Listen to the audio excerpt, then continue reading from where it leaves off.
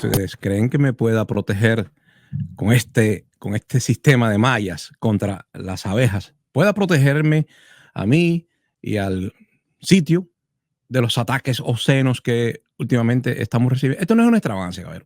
Esto no es una extravagancia. Hoy es domingo, un día de descanso para mucha gente. Ayer fue día de descanso para mí, hoy también. Pero por la noche estuvimos hablando de varios temas y había un ambiente como etílico, ¿no? De alcohol. Eh, Hacía 2 días o 3 ya tenía pensado hablar sobre Cuba como tierra de leche y miel. Y mi esposa me dijo, Rey, pero esa foto que trabajaste, le pusiste miel chorreando del sombrero, es tan ficticia que puede confundir y la gente creer que eso es un montaje en Adobe. Entonces, bueno, déjeme enseñarle, le dije a mi esposa, déjeme enseñarle a los amigos, a los compañeros, a los camaradas, que realmente sí existe este sombrero con malla. Una vez llevé uno a Cuba y lo dejé por allá. Pienso llevarlo también. Vamos a ver cuando hay chance de viajar a Cuba.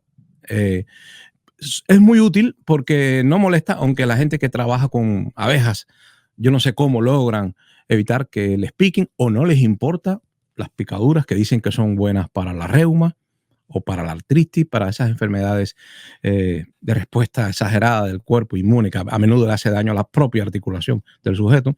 Pero dicen que las abejas ayudan, que ese dolor ayuda. Yo no sé cuán cierto es esto.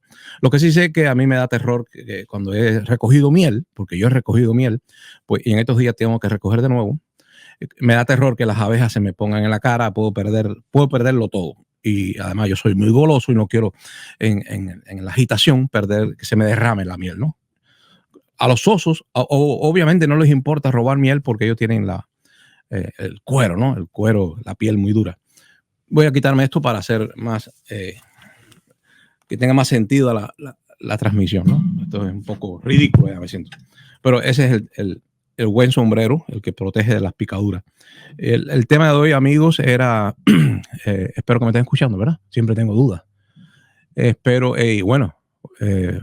Buenos días, Yaniria. Buenas tardes, Yaniria. Joaquín, Matando Canallas, se estaba por ahí burlando. ¿Qué van a tratar hoy? La historia del platanito maduro en Cuba.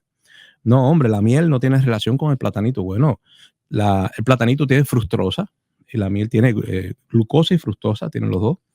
Pero no se recomienda para los diabéticos. La miel no se recomienda para los diabéticos.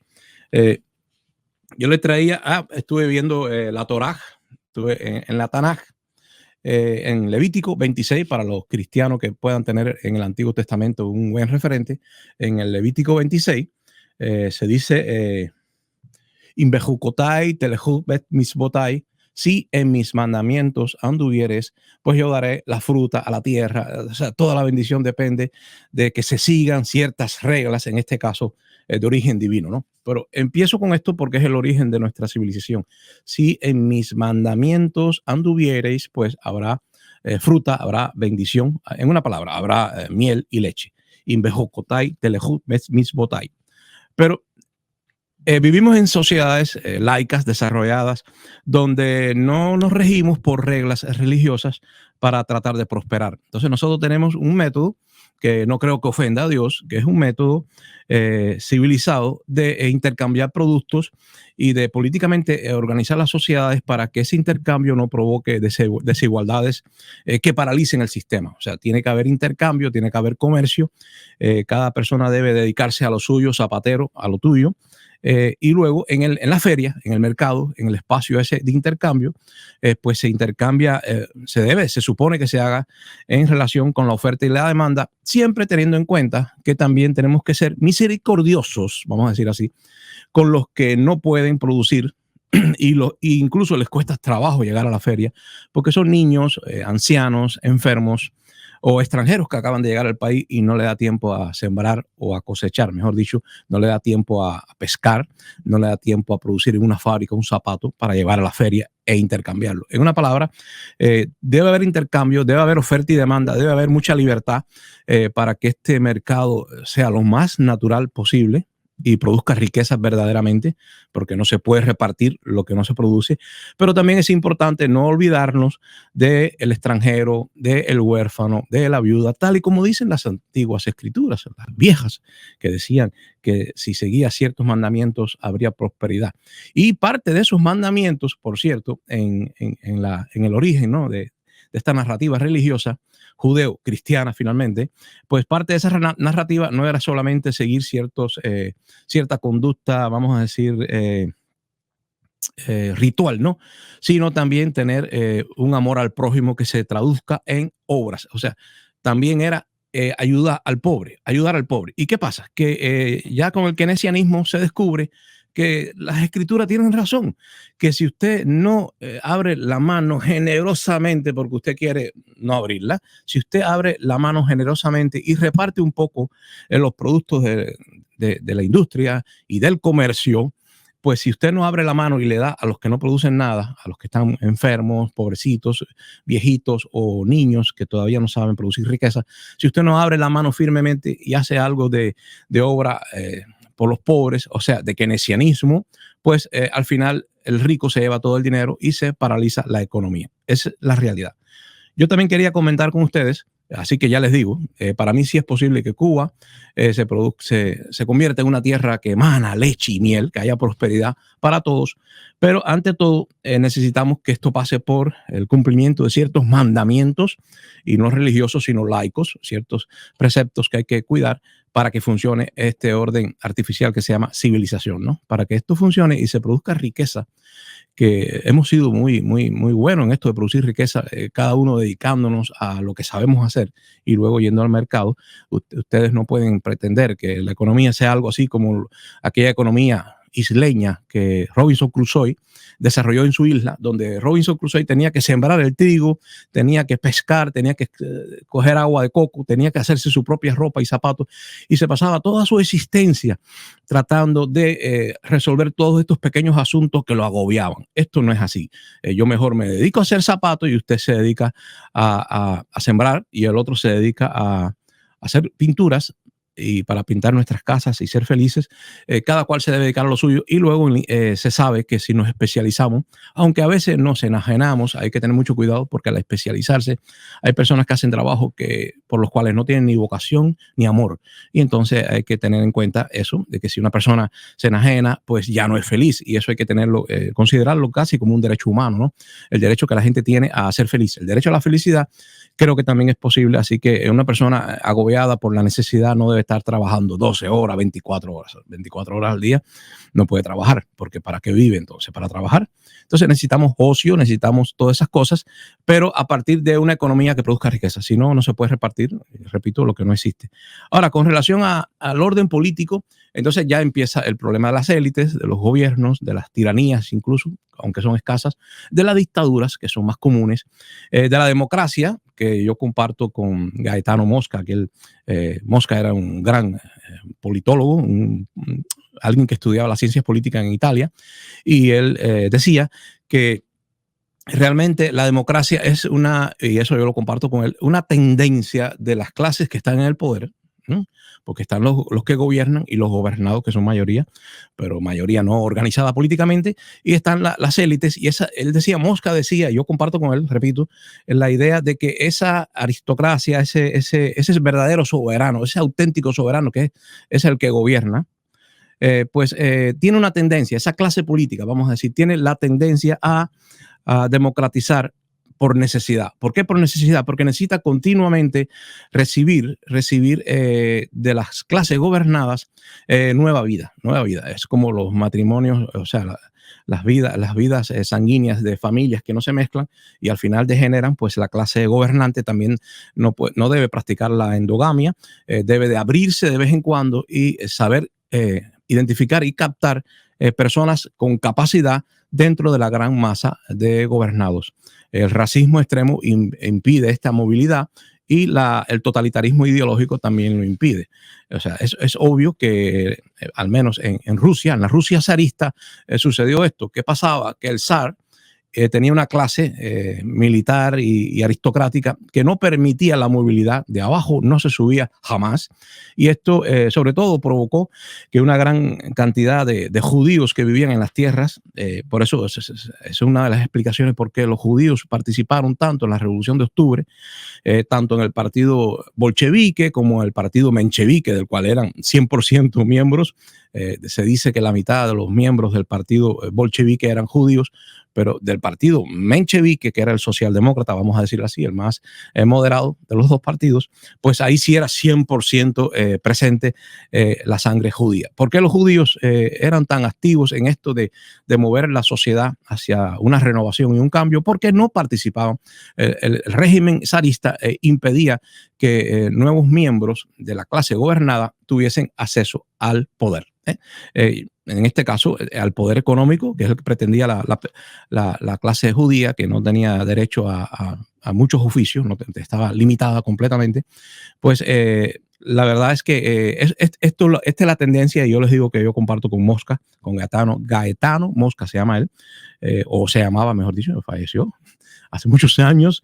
Estamos hablando de finales del siglo XIX, principios del siglo XX, pero él decía esto, decía que la tendencia de la clase que gobierna, de la casta, es de democratizar porque le conviene, democratizar porque necesita que del pueblo salgan sujetos con talento, con capacidad para formar parte del establishment, la clase dirigente, la clase política que dirige. Ahora, entre democracia y dictadura o régimen despótico existe una dialéctica, y es la de la oposición. La oposición a menudo es oportunista y se confunden los poderosos y empiezan a reaccionar, ¿no? Por eso que este señor Joseph Maistre era un filósofo francés reaccionario, contrario a la Revolución Francesa. Él nació en Córcega, no, en Cerdeña. Nació en Cerdeña, era un boyano, y él decía que un sistema, un gobierno, un buen gobierno, debería ser aquel que impedía el mal, no tanto quisiese el bien, que impedía el mal. Y obviamente se está refiriendo a los desastres de la Revolución Francesa y a aquel terror que provocó, aquel sangriento terror que provocó la Revolución Francesa, tratando de transformar el antiguo régimen en un nuevo régimen. Eso fue violento, y él obviamente, como reaccionario, como filósofo reaccionario, llegó a pensar y a considerar que era mejor el gobierno que evitase los males que aquel gobierno que hiciese cosas buenas. O sea, típico pensamiento conservador. Si no está roto, no lo arregles. Si no se ha roto completamente, no lo repares. Si la casa no se ha destruido completamente, pues no hagas una nueva casa, repárala. Ese es el pensamiento conservador para evitar males mayores. Y por eso Joseph de Maistre decía, es mejor el gobierno que evita el mal que aquel que quiere hacer un bien. Peligroso el revolucionario. Y con relación a los revolucionarios y a Cuba y ya les doy tiempo, yo quiero mencionar quiero repetir palabras de este gran cubano, patriota de la ortodoxia, Eduardo Chivas. Y él decía que en una amnistía que él propuso, que él se sumó, mejor dicho, a una amnistía en los años 30, en el año 36, él se sumó y la promovió bastante, y tuvo ese tipo de diálogos, de disputas, mejor dicho, que se realizan con que una persona escribe en el diario La Marina. Había un señor en el diario La Marina, Pepín, se llamaba Pepín Rivero, que le contestaba, y Eduardo Chivas le volvía a contestar, y hablando sobre la amnistía, porque obviamente desde el diario La Marina, donde habían tantos elementos conservadores de la antigua clase española en Cuba, sobre todo, muchos asturianos habían ahí, pues desde la Marina se tenía una posición de que no, los revoltosos que sigan presos, los revolucionarios son gente violenta, que sigan en la prisión para que el orden social funcione. Y él decía, para aclarar su posición, decía, y se lo leo literalmente, él tuvo una disputa con este señor, a ver por aquí donde la tengo, con Pepín. Él le decía a Pepín, y esto fue el 2 de junio del 36, a Pepín le dice, en el diario La Marina, Chivas le dice: he dedicado todo mi tiempo a luchar por la libertad de los que perdieron la suya por defender la de los demás. Está hablando de la amnistía. amnistía. Los propugnadores de una amplia amnistía no propiciamos la libertad de ningún bandolero, contestándole a los conservadores españoles sobre todo españoles, no quiero decir que todos en la Marina sean españoles, ¿no? Los propugnadores de una amplia amnistía no propiciamos la libertad de ningún bandolero, ni mucho menos la de nadie que cubriéndose bajo el manto de la revolución atracara para su beneficio y provecho. Estamos más interesados que usted en el castigo de esos farsantes, pero sí defendemos a todos aquellos que realizaron sin beneficio personal alguno y en momentos de intensa perturbación social cualquier acción cívica o violenta en favor de un ideal libertario. Los hombres que me refiero, los que con un desinterés absoluto arriesgaron su vida y algunos hasta sacrificaron su nombre por un ideal de justicia y libertad, merecen el respeto de todas las personas de corazón. Él le contesta al diario de la Marina, porque el diario de la Marina no quiere que nadie salga preso porque dice que son elementos, los revolucionarios son terroristas, son violentos, como esa gente que hoy en día dice, el 26 de julio es algo terrorista. Bueno, la Marina conservadora le respondía a Chiva, y Chiva, ya ustedes saben, desde el año 36 estaba siempre luchando por la amnistía de los presos políticos, libertad para los presos políticos y la constituyente. Él era un ardiente, el mejor para mí de los políticos cubanos porque nos robaba. En Cuba, pues estaban los cuarteles con Batistas desde el año 36 hasta el 40, prácticamente estuvieron desde el 35, mejor dicho, porque en el 33 ocurrió la pentarquía, pero en el 35 empieza el gobierno de los militares, Cuba militarizada, desde el 35 hasta el 40. Ya en el 40, Batista estrena la Constitución sin tener derecho, porque apenas había salido de los cuarteles, y comienza una nueva etapa que dura hasta el 48, donde en el 48, después del gobierno, del segundo mandato en la Constitución del 40 de los auténticos, pues a Chiva se le ocurre que los auténticos, como son ladrones, necesitan una renovación y crea en el 48 el Partido Ortodoxo. Chivas, ya les digo, desde el 36 venía con la cantaleta de constituyente, necesitamos una constitución y apartar a los militares y necesitamos también amnistía para los presos políticos, amnistía. Y por eso Chivas más adelante, y ya termino, dice, es preciso evitar, en el mismo 36, dice, es preciso evitar esto con relación a los presos políticos. Y yo pienso, porque a menudo ustedes saben que yo soy un poco severo con algunos opositores políticos que van a prisión, pero que en mi opinión, por su conducta, se dice que son presos políticos, pero por su conducta se ve, porque una cosa es lo que se dice y se anuncia en un discurso y otra la realidad. Se ve que son personas oportunistas que están viviendo de la división de los cubanos, están viviendo del momento, están aprovechándose y son vulgares delincuentes que secuestran a otros disidentes, que roban, que usan sin pagar impuestos ni nada, dinero que vienen de otros estados. Estos son los disidentes que yo critico y yo creo que están también Chivas en ese momento que está pidiendo por la libertad de los presos políticos. Imagínense que hoy en día también se está pidiendo por la libertad de aquellos que protestaron en los eventos del día 11 en Cuba y también se pide por la libertad de presos políticos como Daniel Ferrer, ¿no? Y en este caso, miren lo que dice Chiva, y ya termino. Es preciso evitar que se confundan los verdaderos presos políticos que han delinquido, cualquiera que sea la naturaleza de su delito, impulsados por un ideal y desinterés personal, con los vulgares bandoleros que hacen de las cosas más sagradas un motivo de lucro personalísimo. La libertad de los verdaderos presos políticos es cosa tan justa y necesaria al equilibrio político del país como justo y recomendable es el encarcelamiento de los simuladores. Cualquiera que sea su condición, tan justo y necesario es el escarcelamiento de los revolucionarios que delinquieron, arrastrados por un momento de profunda perturbación social, como conveniente es el encarcelamiento de los delincuentes vulgares que se disfrazan de revolucionarios para medrar. Esto es lo que dice Chiva. Yo creo que es oportuno de vez en cuando ir al pasado y hay muchas cosas más que yo quisiera en los próximos días compartir con ustedes sobre el pensamiento de la ortodoxia y por qué terminé, si empecé hablando de la miel con ese traje, de la comida, porque de nada vale que Cuba produzca leche y miel si no hay un régimen saludable político que permita que todos disfrutemos de eso. Si no disfrutamos todo, pues volverá a ocurrir una reacción o una revolución para poner las cosas en su lugar, al menos de forma radical pudiera ser, pero siempre de forma perturbadora.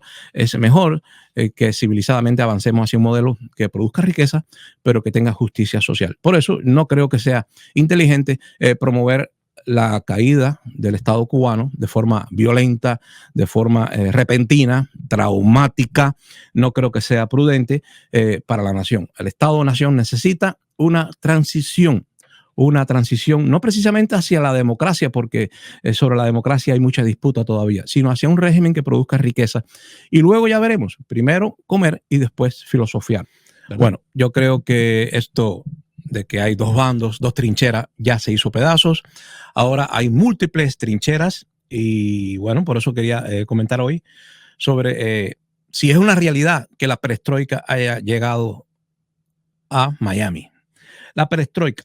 A Miami se le decía, los exiliados enojados, los exiliados en los años 90, enojados porque se había convertido Miami de pronto en la proveedora de dólares al régimen cubano, que entraba en crisis por desmontarse el modelo de intercambio económico entre países que estaban en la órbita soviética, pues enojados le llamaban de forma despectiva, bueno, a esa tendencia, a pesar suyo, le llamaban a Miami la séptima provincia, ¿no? La séptima provincia, porque muchos exiliados siguieron pensando que Cuba tenía 6 provincias. A mí me gusta 6 provincias, a mí me gusta, pero es algo folclórico, no es político, no es ideológico, por favor. Pero sí, muchos exiliados le decían la séptima provincia porque era la que, además, para señalar que era una provincia de Cuba porque suministraba recursos al régimen cubano. Y eso no le gustaba a los exiliados que durante tantos años, por diversos motivos, no pudieron abrazar a sus seres queridos, no pudieron enterrar a sus padres. Yo tengo un tío materno, el hermano de mi mamá, que él desde los años 60 está aquí, del año 60 exactamente, y él tuvo que sufrir que su madre muriera en Camagüey y su padre muriera en Camagüey sin poder estar en el lugar. Incluso todavía no ha podido, por razones psicológicas, vamos a decir así, no ha podido ir a abrazar a los que quedan, a los hermanos que quedan, porque a sus padres. O sea, hay mucha gente que no regresó al año y a un día a divertirse a las playas y a los hoteles del sistema cubano. No, hubo gente que hasta el día de hoy se sienten exiliados políticos, gente que tiene temor de regresar a la tierra que los parió. Y eso no es correcto, sobre todo en estos tiempos en que necesitamos tanto unir a los cubanos por una razón que está más allá, ¿no?, de la razón ideológica, política, que es la pandemia que está desbaratando al sistema mundo, incluso desbaratando la posibilidad de que Estados Unidos se sostenga como imperio. Hay quienes odian al imperio de forma gratuita y hay quien odia al imperio con alguna razón de peso, ¿no? Pero hay gente que también, y estos son los que más me inquietan a mí, critican el imperio, lo odian, pero viven en el imperio y se alimentan, escriben en sus medios, usan recursos del imperio para criticar al imperio. A mí no me parece muy decente, esto. Siempre he agradecido al pueblo norteamericano, no al gobierno, porque el gobierno es una cosa que viene y va. El pueblo está más cerca del Estado que el gobierno. En Cuba no, en Cuba tenemos todo eso muy confuso porque una revolución que heredó aquel pensamiento del Partido Único de Martí, y no piensen ustedes que saltó de José Martí directamente y de forma brusca y vulgar hacia el discurso de Fidel Castro de que soy el heredero del pensamiento de un partido único. No. Ya los otros días lo he leído varias veces aquí porque es bueno no olvidar la historia. Eduardo Chivas, que representaba lo más puro del autenticismo, representado en ese nuevo partido que él creó en el 48 llamado Partido Ortodoxo, decía, es importante que los cubanos en este momento histórico, siempre hablando del momento histórico, ¿no?, de los pies en la tierra, no más allá de lo que es lo ideal. Claro que lo ideal, y todo el mundo lo sabe, en la democracia es el pluripartidismo. Pero en Cuba tenemos una experiencia amarga con el pluripartidismo y perdonen que me desvío un poquito, pero Eduardo Chivas insistía siempre en que en el momento histórico que él vivía, creía recomendable, eficiente, que los cubanos se unieran todos en un solo partido revolucionario, nacionalista, democrático y socialista. Conte Agüero, cuando habló de él en su libro, puso entre paréntesis, pero no comunista, decía Conte Agüero, aquel periodista tan famoso, ¿no?, entre los ortodoxos. Pero la verdad es que no dijo comunismo, ¿no?, porque él decía ni marxistas, ni banqueros. Así que nadie confundía a Eduardo Chivá, que nació en la riqueza y que tuvo que vender la casa de su padre para financiar la campaña del 48. Nadie creía ni lo confundía con un comunista clásico, marxista, ¿no? Él decía ni marxista ni banquero, y obviamente era un apasionado defensor del centrismo cubano. Ese era el Chivás que movilizó a las masas, que Fidel Castro incluso le rindió honores en su tumba cuando triunfó en el 59, cuando Batista fue derrotado, ¿no?, por aquel movimiento tan popular. Vamos a la perestroika ha llegado, bueno, yo le digo perestroika con toda intención de referirme a aquel proceso de contrarrevolución que sacudió la Unión Soviética y que sin disparar un tiro, pues desmembró, desmanteló todo aquel estado federal y casi mundo, porque era el mundo estaba dividido entre la esfera de Washington y la esfera de Moscú, pues aquel movimiento contrarrevolucionario y revisionista y que miró para el pasado, se le llamó en lo económico perestroika, pero en lo político casi siempre se le conoció como la glasnost. O sea, la glasnost era aquella transparencia, la crítica o en la autocrítica más bien periodística que se hacía a sí mismo el sistema. Esa glasnost, que quiere decir cristal, glasnost es cristal en ruso, y glasnost, cristal, porque es transparencia, eso que en Cuba no hay hoy en día, pues en la Unión Soviética existía. Hoy en día hay transparencia en 14 y medio, un medio dirigido por Reinaldo Escobar y por Giovanni Sánchez. Reinaldo Escobar siempre fue un hombre revolucionario en Camagüey y bastante comunista, y Giovanni Sánchez también alguien entregado al sistema, que de pronto tras la caída del muro de Berlín pues se dan cuenta que el comunismo es un poco malo y empiezan a ser disidentes, conocidos, no clandestinos y sin violar leyes, y finalmente se estableció un medio que nadie conoce en Cuba, pero que en el exterior todos conocemos, 14 y medio, Giovanni Sánchez, Generación G o Y.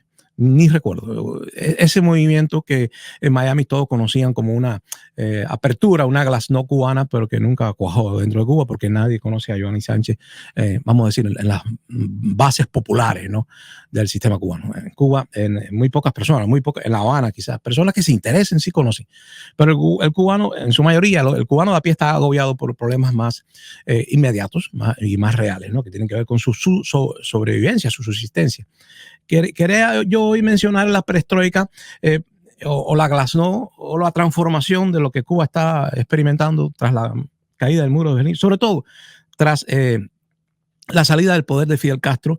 Y yo recuerdo aquellas palabras de Raúl Castro cuando dijo o cambiamos o nos hundimos sin remedio. Entonces, yo creo que a partir de ahí todo el mundo está de acuerdo en que Cuba ha ido dando pasos, pero sin consultar demasiado al pueblo. Yo creo que la revolución cubana tiene un lastre muy pesado, y es aquella pequeña burguesía que no se marchó a Miami, que por diversas razones se queda en la isla, finge, simula ser partidaria de la revolución, a pesar de que la mayoría de la burguesía se desencantó porque la Constitución del 40 no fue restituida y la burguesía no le gustaba, los plebeyos y las masas populares mugrientas que se incorporaban al proceso. Ellos eran racistas también de alguna manera, pero sobre todo clasistas, ¿no? Los burgueses pequeños cubanos tenían prejuicios, no solo contra el marxismo, sino contra las masas populares, y no les gustaba eso de que todo el mundo fuera igual, ¿no? Pero algunos no se fueron y se quedaron en Cuba. Y esos burgueses son los que infiltran vamos a decir, la burocracia. La burocracia de los comunistas fue ocupada por gente con cierta capacidad, y no solamente bastaba leer y escribir, ¿no?, cierta capacidad que siempre la burguesía en todas partes tiene, ¿no? También tenemos que tener en cuenta en todo este proceso y confusión para el pobre Liborio. Liborio es el señor aquel cubano casi siempre de aspecto rural, y yo diría que de físico étnico, canario, isleño, era un isleño, flaco, largo, nariz aguileña. Ese era Liborio. Liborio es el pueblo de Cuba, todavía. Aunque no trabaje hoy tanto la tierra como en aquellos años, es un pueblo que no tiene industria. Cuba no es un país industrializado, es un país pobre que tiene que volver sus ojos al campo, que es de donde de verdad sale la riqueza del pueblo de Cuba, o la pobreza cuando no se cultiva. La verdad es que Liborio está atormentado porque cada vez es más complejo el escenario cubano, y ya no es Moscú, Washington, ya no es la izquierda, la derecha, ya no es el comunismo y el capitalismo. Ahora es que incluso en las caravanas, ahora son dos, no una, las caravanas que toda una vida han existido en Miami, toda una vida en Miami han existido personas que se pronuncian en contra del embargo, se organizan. Ahí está la Alianza Martiana, que es una sombrilla que acoge a varias organizaciones más bien vistas como de izquierda en Miami, pero aceptadas, toleradas por una comunidad incluso tan intransigente, porque no eran personas que molestaban, no eran personas que se metían en los barrios de derecha o en los barrios conservadores o en el Southwest donde habitaban los viejos exiliados. No iban frente a las organizaciones anticastristas a restregarles en su cara que ellos querían un diálogo, que querían una reconciliación. Incluso así sufrieron atentados, bombas, les pusieron bombas a Maslany, sobre todo. Maslany era aquel antiguo ortodoxo que, no contento con el rumbo hacia el socialismo soviético, pues se marchó a Miami, y aquí estaba, yo pienso que un centrismo revolucionario, así siempre lo he visto yo a él, un centrista revolucionario de izquierda, como era la gran cantidad, ¿no?, de los políticos de la época en Cuba, que eran revolucionarios y socialistas, al menos así se identificaban a sí mismos, y lo que no eran comunistas. Una cosa muy distinta es el socialismo y otra muy distinta es el comunismo. Y para que tengamos una idea de esto, pues Hitler llamó a su movimiento de los nazis nacionalsocialismo, ¿no? Así que la palabra socialista, desde sobre todo el año 59, en que la socialdemocracia alemana dijo que ya rompía con el marxismo, pues la palabra socialismo no necesariamente se tiene que asociar a aquella obsesión que tenía Carlos Marx con el dinero, porque Carlos Marx sí estaba obsesionado con el dinero, las plusvalías, y aunque no pudo explicar muchas cosas del capitalismo, sí lo condenó siempre, ¿no?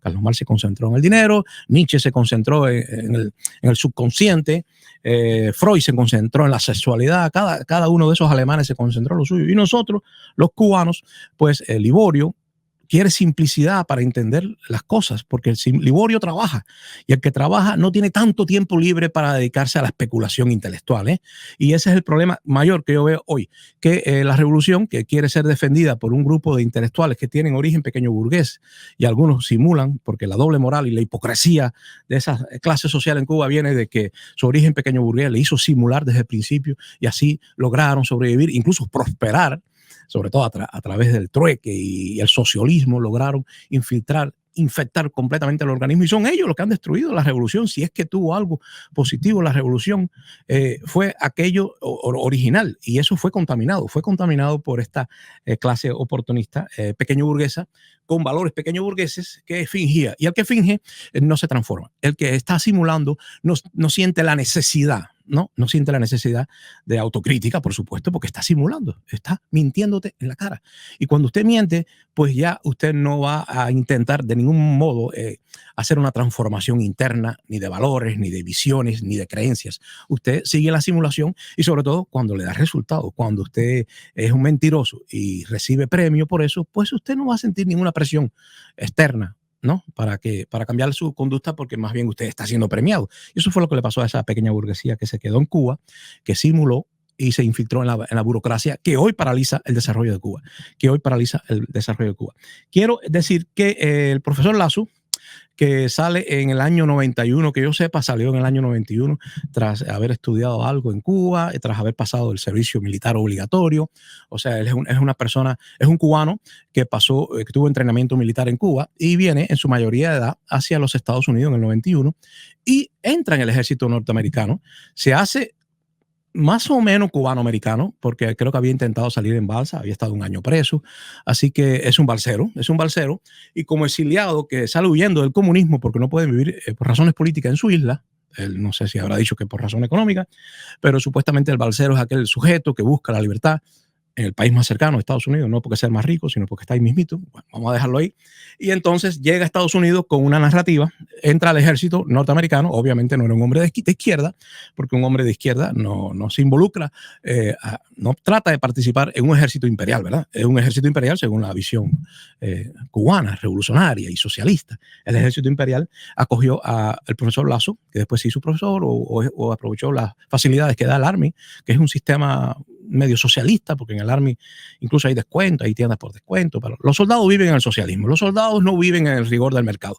Si hay algo más alejado en Estados Unidos del mercado y de sus leyes duras, es la vida de un soldado. Lo que ha enfrentado otros riesgos.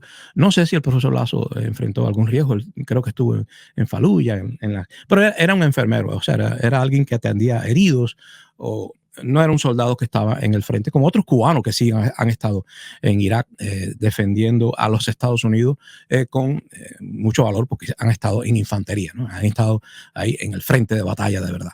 Lazo sí estuvo en la guerra, pero creo que sacó algunos beneficios. Se hizo profesor, llevó a algunos alumnos allá a Cuba, intercambio cultural, estrechas relaciones con personas de la cultura cubana, con este señor Hugo Cancio, que todo el mundo en Miami sabe que es una persona que tiene estrechos lazos con Cuba, que crea organizaciones en Cuba.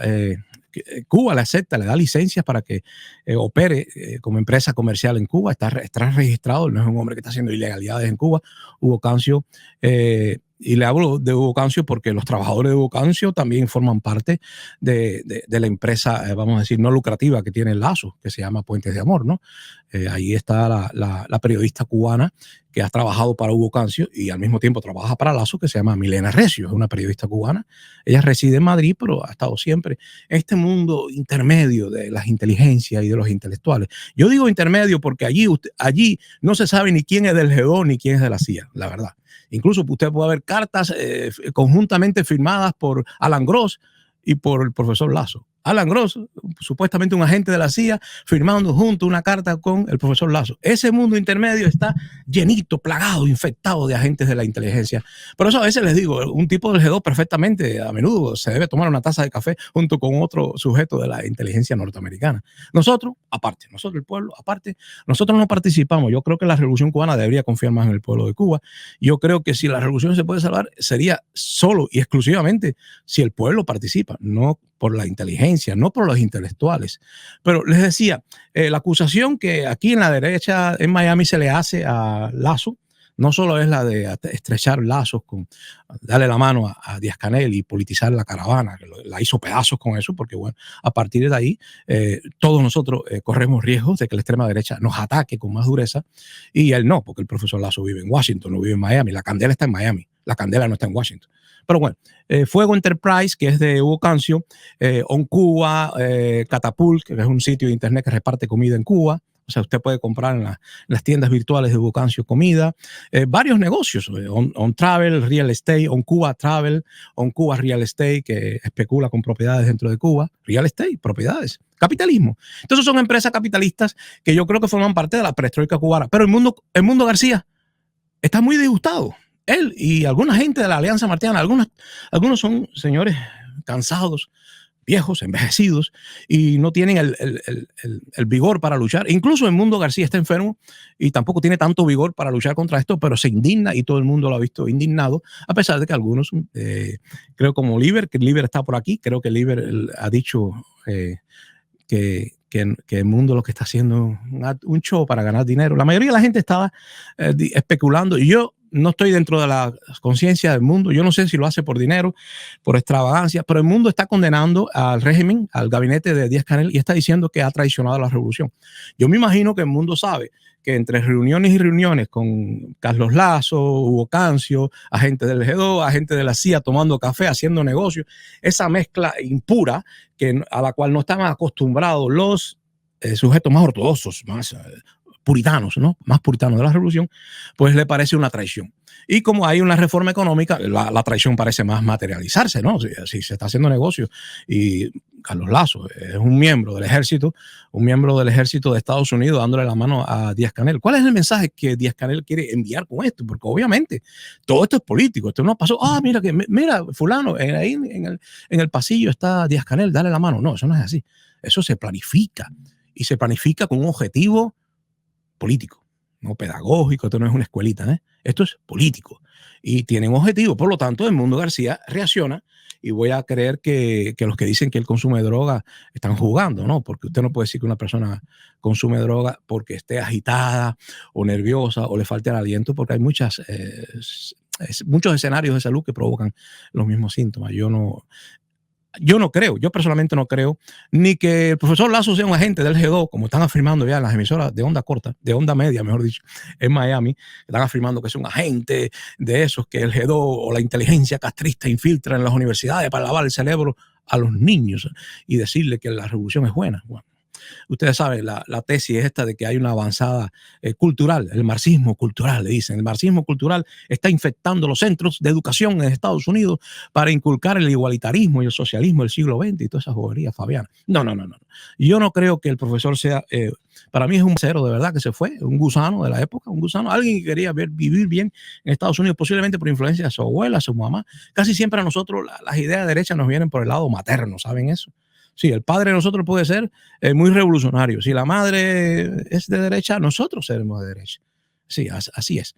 Quizá por eso la Revolución Cubana le dio tanta importancia, ¿no?, a la participación de la mujer, porque antropológicamente también las élites que dirigen una revolución conocen estas debilidades del pueblo y dicen, bueno, si las mujeres siempre tienden a la derecha, emancipemos a las mujeres y vamos a incorporarlas como sujeto activo, como sujeto revolucionario, a ver si esto no se desvía. Y se desvió, por supuesto. Todas las revoluciones se han desviado.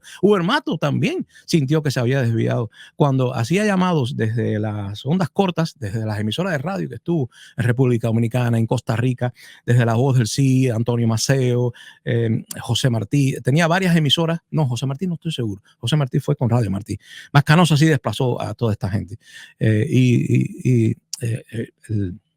El comandante Huber Matos pues también apelaba al ejército cubano para que se rebelara contra la traición de la dirigencia política cubana.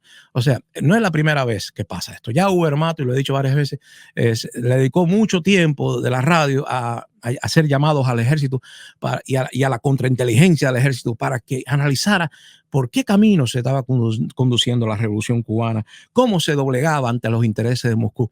Hoy, el Mundo García dice lo mismo y le hace llamados a la inteligencia cubana, a la contrainteligencia, mejor dicho, militar, y les hace llamados de conciencia. Miren ustedes, vigilen por los caminos que va este gabinete político, no en alianza con Moscú, como decía Huber Matos, sino en alianza con Washington. O sea, esa es mi opinión. Creo que el mundo lo que está es denunciando que hay un complot y como hay síntomas, evidentemente él puede armar ese mundo en su cabeza y creer que hay una especie de golpe de Estado, que Díaz-Canel es un traidor a la revolución y que debe de rectificar rápido o que el ejército debe hacer algo y tomar las riendas. Esto es muy delicado porque tomar las riendas en medio de una pandemia puede ser necesario, pero no necesariamente quiere decir que sea una respuesta al llamado que está haciendo el Mundo García.